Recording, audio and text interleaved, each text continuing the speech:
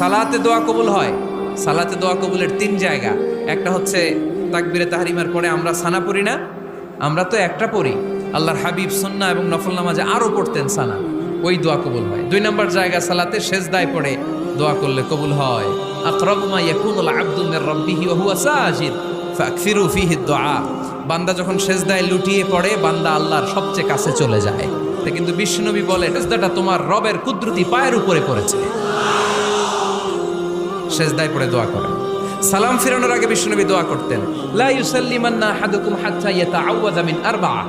আল্লাহর হাবিব বললেন, চার জিনিস থেকে পানাহ না আছে আমার কোন উম্মত যেন সালাম না ফিরায়। তারা যেন পড়ে, আল্লাহুম্মা ইন্নী আউযু বিকা মিন আযাবিল কবর, আউযু বিকা মিন আযাবি জাহান্নাম, আউযু বিকা মিন ফিতনাতিল মাহইয়া ওয়াল মামাত, আউযু বিকা মিন ফিতনাতিল মাসিহিদ দাজ্জাল।